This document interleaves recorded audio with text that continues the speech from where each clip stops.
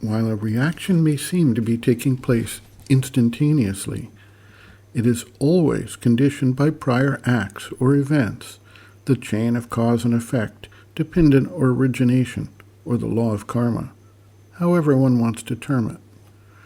By adopting the standpoint of the witness consciousness, observing the external nature of the body-life-mind complex, one creates a space of distance that allows one to not be so absorbed in the motion that one cannot see the links and the antecedents.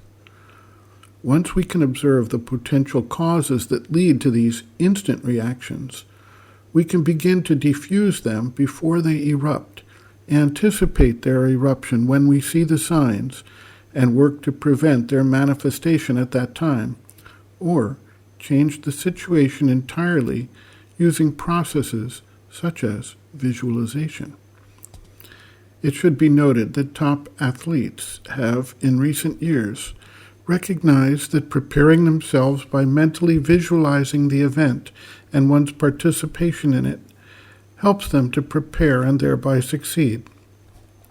A similar process can be utilized to visualize the path that these reactions tend to follow and determine how one would change one's reaction from a new standpoint. Thus, the reaction pattern can be rewired. When the actual situations arise that would ordinarily trigger such a reaction, the new, rewired response would be waiting to replace the otherwise expected habit of the past.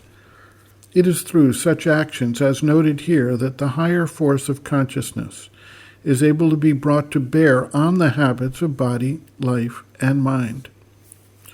What this does not cover is the influence of beings or forces that occupy other planes of existence but pressure us to move in specific directions, as they tend to feed off of the energy and emotions thus released by us. Resisting their influence requires a strong and focused aspiration, a connection to the higher force, and a will to carry out the divine intention and not that of any other being or force.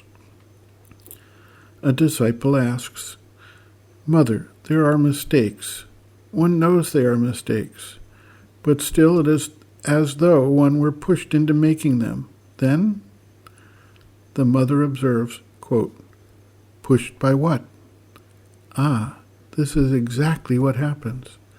It is the lower nature, the instincts of the subconscient which govern you and make you do things you should not do. And so it is a choice between your will and accepting submission.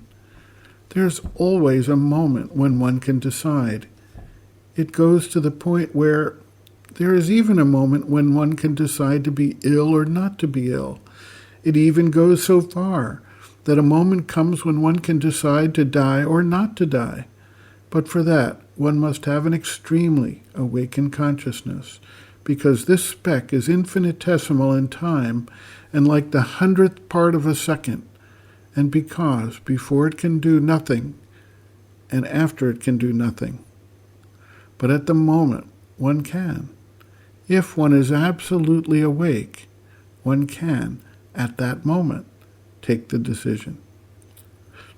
But for ordinary things, as for example giving way before an impulse or refusing it, it is not a space, not even the space of a second. One has plenty of time before him. One certainly has several minutes. And it is a choice between weak submission and a controlling will. And if the will is clear, if it is based on truth, if truly it obeys the truth and is clear, it always has the power to refuse the wrong movement. It is an excuse you give yourself when you say, "I could not." It is not true. It is that truly you have not wanted it in the right way. For there is always the choice between saying yes and saying no. But one chooses to be weak, and later gives oneself this excuse, saying, "It is not my fault. It was stronger than I."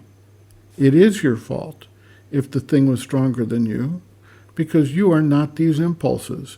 You are a conscious soul and an intelligent will, and your duty is to see that this is what governs you and not the impulses from below. End quote.